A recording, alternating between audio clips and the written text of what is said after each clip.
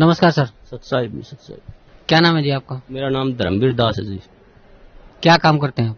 जी मैं जेल वार्डर हूँ, jail department में नौकरी करता हूँ। कहाँ के रहने वाले? मेरा गांव कंडेला, जिला जींद, हरियाणा का निवासी हूँ जी मैं। संत रामपाल जी महाराज की शरण में कैसे आए?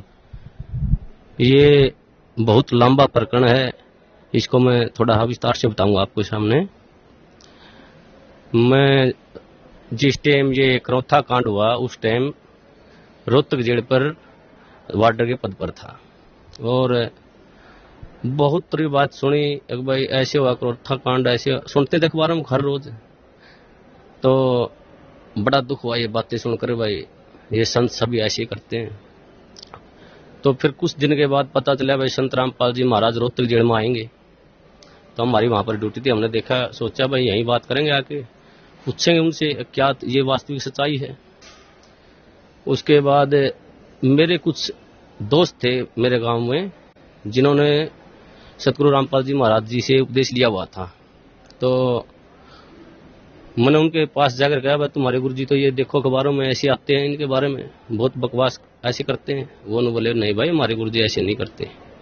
लेकिन मेरे विश्वास नहीं हुआ इस बात का। तो एक मेरा दोस्त जो गांव में केबल का वैसे स्कूल का प्राइवेट स्कूल है, गांव में केबल चलाता है वो, मैं उसके बाहर खड़ा होया, उससे मैंने बहुत गलत बातें की उसको। अगर भाई तुम्हारे गुरु जी ऐसे करते, मैं तुम्हारे आता नहीं। उन्होंने बोला भाई एक बात बता, मेरी माँ पागल, एक्चुअली उसकी माँ पागल थी, अपने कपड़े उतार कर फेंक देती थी। उसका पिताजी इतना शराबी था कि सारा गांव के बच्चे उसके पीछे लगे रहते थे। उन्होंने बोला भाई जब मेरे घर में मेरी माँ पागल से ठीक होगी, मेरा पिताजी शराब पीता था, आज एक नंबर का इंसान हो गया, मैं उस सुख को कैसे भूल जाऊं, मैं कैसे ये कह दूं भाई संत रामपाल जी महाराज मेरे गुरु जी के पास मतलब ये ज्ञान नहीं है, उनसे ये फायदा नहीं होता, मैं मेरा जो फायदा हुआ उसको कैसे अनदेखा कर दूं। इस बात का मेरा कोई असर नहीं हुआ। मैं उसको कह के वो बोला अरे चाय तो पीता जाए, मैं बोला नहीं भाई मैं चाय नहीं पीऊंगा, मैं चला गया। तो फिर उसने मेरे पास फोन कराया भाई हमारे गुरुजी आपके पास जेल में आ रहे हैं, आप उनको शिष्टाचार से बातें करना, आप कदे आप पाप के भागी हो जाओ। एक मेरा बड़ा भाई ओम प्रकाश नाम है उसका, उससे भी पहले वो करौथा कांड में सह परिवार जाया हुआ था, उसको भी मैंने फोन पर बहुत ज्यादा बातें की, भाई तुम वहां क्या करने गया, आज फंस गया। वो ये कहा फोन पे मेरे को अगर भाई मैं तुम्हारे को ही छोड़ दूंगा, मैं गुरु जी को नहीं छोड़ सकता। फिर भी मेरी बुद्धि ने काम नहीं करे, भाई एक भाई ये कह रहा है भाई तुम्हें ही छोड़ दूंगा, गुरु जी को नहीं छोड़ सकता। फिर भी मेरी बुद्धि ने काम नहीं कराया, माँ भाई ये तो पागल हो गए। उसके बाद फिर गुरु जी जेल में आए।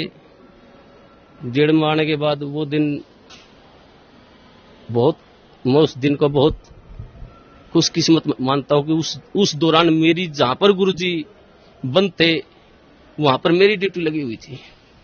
तो गुरु जी आए, जैसे आके वहां बारक के अंदर लेट के शाम को, तो हमने ये सोचा भाई गुरु जी अब आए हैं, रिमांड से आए हैं, अब तो इनको आराम करते, सुबह बातें करेंगे। जब ही सुबह ड्यूटी फिर मेरे ड्यूटी वहीं लगनी थी, वहीं परमानेंट ड्यूटी होती थी एक महीने के लिए, मेरी वहीं ड्यूटी थी। उसके बाद गुरु जी से सुबह जैसे ही गुरु जी को मैंने नजदीक ही गया, गुरु जी ने मेरे से पूछ लिया अक भाई हवलदार कौन से गांव का है तू? माँ जी मैं कंडेला गांव का। गुरु जी ने कहा भाई कंडेले के तो बहुत भगत है मेरे। माँ जी हाँ बहुत भगत है। हाँ गुरु जी संत रामपाल जी महाराज ने मेरे ही बड़े भाई का नाम ले दिया, एक ओम प्रकाश है भाई मेरा कंडेला का बहुत बढ़िया भगत है। देखो कितनी अखबार में कितने सुनने के कारण मैं अपने भाई को मना कर दिया कि मैं नहीं जानता। इतना बुरा प्रचार सुनने के बाद मैंने अपने भाई को भी खुद मारा, माँ जा भाई मैंने ये कह दिया कि मैं नहीं जानता उसको। गुरु जी ने कहा भाई जान या ना जान मेरा भगत है वो। माँ जी ठीक। गुरु जी ने मेरे को बिठाया, सृष्टि रचना सुनाई। मेरे को सृष्टि रचना सुनाने के बाद गुरु जी ने कहा बेटा ये बिल्कुल सत्य है जो सृष्टि रचना मैंने तेरे को सुनाई, इसको आपने ऐसे लगेगा जैसे ये मनगढ़ंत कहानी है। तो मैंने सृष्टि रचना सुनने के बाद मेरी ड्यूटी ऑफ हो गई, मैं चला गया। उसके बाद मैं संपर्क में, जैसे ही ड्यूटी होती हमारे गुरु जी संपर्क में चला जाता, मैं वहाँ बैरक पे चला जाता और पूछता रहता। एक दिन मैंने वैसे पूछा गुरु जी आपके जो भगत हैं ये आपको परमात्मा मानते हैं? तो बोले भाई हाँ जी परमात्मा मानते बेटा मेरे को। माँ जी नहीं मानते परमात्मा, क्योंकि मेरे अंदर तो अड़ंगा भरा हुआ था, मैं 2 कौड़ी का इंसान। तो उन्होंने बोले क्या बात है बेटा? माँ जी जब आप भगवान मान लिए तो फिर उल्टा कदम क्यों रखना? वो फिर डर क्यों रहे हैं, हम तो सामने आना चाहिए। हमारे गुरु जी ने कहा बेटा कोई बात नहीं, अब थोड़े डर रहे हैं, वो सामने भी आएंगे। तो ऐसे हर रोज मैं गुरुजियों से पूछता जी ये जो आप मार्ग बता रहे, ये रोड़ा क्यों हुआ, क्या कारण था इसका। तो गुरुजी ने बताया बेटा ये 70 प्रकाश पुस्तक को रोड़ा था सारा, मैं प्रोजेक्टर पे दिखाता था इसको, और ये जितने भी आर्य समाजी हैं, ये आचार्य बैठे हैं, ये इसको बेच कर रोजी रोटी बना रहे हैं। इसमें वास्तविकता कुछ लिखी हुई है और समाज को बता रहे हैं कुछ अलग। तो उस बात पे ये रोड़ा था सारा। तो मैं एक इस परोपकार का ये काम कर रहा हूँ, ये भक्ति विधि सही बता रहा हूँ। मैं कहने लगा जी इस पृथ्वी पर ऐसा इंसान कोई नहीं जो परोपकार के लिए निस्वार्थ भाव से कार्य करता हो। तो गुरुजी ने कहा बेटा ये दास है। तो उस टाइम मेरे वैसे तो मन में रंगा भरा था, मेरे गुरुजी ने कही, मेरे उस बात का विश्वास माँ जी मेरे ये बात जचती नहीं। तूने बोला बेटा जचो या ना जचो, मैं तेरे को जो बता रहा हूँ ये सत्य है। तो उस प्रभाव से मैं गांव में जो मेरा दोस्त केबल चलाता था उससे कहने लगा मैं तू कैसेट चढ़ा कर गुरुजी ज्ञानी में ज्ञान, तो तत्व ज्ञान संदेश की कैसेट थी, उसमें जैसे मैं हर रोज घर जाता रहा तो वो कैसेट चलवा देता। एक दिन मैं कैसेट सुन रहा था, रात के 9:30-10 बजे का टाइम था। तो एक कैसेट इतनी मार्मिक कैसेट थी, उसमें मैं क्या बताऊं मेरे गुरुजियों के लिए मेरा हृदय फाट गया था। वो परमात्मा सतगुरुदेव उन्होंने कहा कि इस दास की जीभ कट जाए अगर झूठ बोलता हो तो मैं इस परोपकार समाज के लिए ज्ञान छुड़ा रहा हूं। तो गुरुजियों ने वो ज्ञान सुना, मेरे भीतर में लगी वह बात, भाई ये संत ये कह रहे कि दास की जीभ कट जाए, अब मैं कोई स्वार्थ नहीं मेरा। तो मेरे वह बात भीतर में लगी। उस दौरान फिर मैंने वो बात गुरुजियों से कही, मां गुरुजी ऐसी ऐसी कैसेट सुनी आपकी, बहुत निर्मल ज्ञान है। फिर मेरे जो भीतर रंगा भरा हुआ था वो बार बार फिर वो वापिस हटा देता था उस ज्ञान को। एक दिन रात को 2 बजे मेरी ड्यूटी थी, मैं गुरुजियों के पास गया तो गुरुजियों ने फिर बिठा के मेरे को कहा बेटा ऐसी भक्ति करनी चाहिए परमात्मा की। तो गुरुजियों ने जो सुनाया सारी भक्ति बताने के बाद कहा बेटा आई तेरे कुछ समझ में बात। मेरे मुंह से ऑटोमेटिक, वैसे मैं कहना भी नहीं चाह रहा था मेरे से, यार जी आप बिल्कुल सत्य है, आपका ज्ञान बिल्कुल सत्य है, मैं ही ऐसा पापी जो मेरे अंदर नहीं समाया ये ज्ञान। तो हमारे गुरुजी ने कहा बेटा अब समाएगा ये ज्ञान तेरे अंदर, अब समाएगा। उस दिन से मेरे अंदर वो ज्ञान बिल्कुल भीतर समाने, जो गुरुजी कहते सारा समाने लग गया। एक दिन जैसे ही गुरुजी ऐसे घूम रहे थे, मैं भी वहां पर बैठा, जब लोग मैंने उपदेश नहीं दिया था, मैं वैसे ज्ञान सुनता था मैं। तो एक भक्त ने एक जैसे मुलाजिम आया, वो मेरे साथ का साथ थी, उसने आते ही गुरुजी से कहा, हंसते हुए कहा अक जी आपको तो मिट्टी में मिला दिया। हमारे गुरुजी ने कहा हाँ बेटा मिट्टी में मिला दिया भाई। लेकिन ऐसा उदाहरण दिया हमारे गुरुजियों ने एकदम से सटीक, भाई जमींदार 40 किलो अन्न मिट्टी में मिलाता है, 70 मन उठा के ले जाता वहां से। वैसे तो इस पृथ्वी पर संत आता वो जेड़ मारना नहीं चाहिए वैसे तो, लेकिन इस संत को, इस दास को याद करा करेंगे कि उन दुष्ट आचार्यों ने अपनी रोजी रोटी के लिए ऐसे संत को जिसकी आंखों में बिठाकर पूजा करनी चाहिए उसको जेल में डलवा दिया। ऐसा मार्ग जो पृथ्वी पर संत जयपाल जी महाराज जी चला रहे थे, उस मार्ग को लगभग 2.5 वर्ष के लिए बंद करवा दिया। ऐसा मार्ग, ये परमात्मा ऐसा गुरुजियों से वहां देखता, जो गुरुजियों पर आरोप लगाए गए, ऐसे आरोप इंसान पागल होकर मर जाए, ये तो समर्थ परमात्मा है। इन्होंने तो वहां पर इतनी भी शकीन नहीं थी इनके, हर बार ऐसा निर्मल ज्ञान, ऐसा प्यारा ज्ञान। फिर उसके बाद हम गुरुजियों से मैं कहता हूँ गुरुजी नाम उपदेश दो दास को, तो मेरे गुरुजियों ने मेरे को मना कर दिया कि बेटा अभी नहीं, आप और थोड़ा समझो ज्ञान को, और थोड़ा ज्ञान को समझो, उसके बाद लेना ज्ञान आप उपदेश। मैं घर जाता कैसेट चलवा लेता, मेरे जो दोस्त था उससे भाई कैसेट चला गुरुजियों की, वो कैसेट मैं सुनता रहता। तो जैसे मेरी भक्तमती थी, मेरी घरवाली थी, वो मैं बाहर जाता तो ऑफ कर देती चैनल को, दूसरा लगा। मैं कहता जी आप इसको बंद मत करो, ये मैं सुनता हूँ, आपने नहीं सुनना तो आप आराम से वो करो। तो मैं हर रोज सुनने लगा गुरुजियों का ज्ञान, तो वो मेरे भीतर समाता गया। उसके पश्चात कई बार गुरुजियों से वहां पर जेल के अंदर, जैसे मैं गुरुजियों से बताता, गुरुजी आपके ये सत्संग सुना मैंने, तो गुरुजी फिर दोबारा बताते मेरे को। तो ऐसे होते होते लगभग 6 महीने चले गए और 1 साल से ऊपर लगभग 1.5 साल गुजर गया। फिर मैंने, मेरी ड्यूटी प्रशासन ने मेरे को क्या कराया कि ये तो संत रामपाल जी को मिलने जाता है, इसकी ड्यूटी बाहर लगा दो जेल से। मेरी ड्यूटी बाहर लगा दी गई। बाहर लगाने के बाद अंदर मेरे को जाने नहीं दे, ज्ञान और नाम उपदेश मेरे को मिला नहीं। एक दिन वैसे गुरुजी, सोमवार का दिन था, 24 अगस्त को 2 बजे गुरुजी मुलाकात को आए हुए थे। उन्होंने आने के बाद मैं जैसे ही मौका लगा कर डोडी में चला गया और मैंने ऐसे गुरुजियों की तरफ ऐसे आदर भाव से प्रणाम किया। गुरुजी ने इशारा कर दिया मेरी तरफ, बेटा इधर आ जाए। मैं चला गया। जाते ही परमात्मा ने, सतगुरुदेव रामपाल जी महाराज ने मेरे को नाम उपदेश दिया और कहा बेटा बाहर जल और मिश्री ले लेना, भक्तों को कह देना। वो दिन है, मेरे को उस दिन से ऐसे नाम उपदेश मिला। तो हमारे नाम उपदेश लेने के पश्चात जो प्रशासन था, जेल प्रशासन, सभी मुलाजिम, सुप्रिंटेंडेंट, सभी हमारे खिलाफ, 2-4 और दोस्त थे मेरे साथ, कई और दोस्त थे जिन्होंने साथ में नाम लिया था। तो प्रशासन खिलाफ हो गया। उन्होंने एक दिन हमारे को बुलाया और कहा भाई आप वर्दी में लेटते हो, यहाँ उस रामपाल के चरणों में पड़ते हो, आप यहाँ पर सारा प्रशासन ये महसूस करते हैं, बेइज्जती महसूस करते हैं।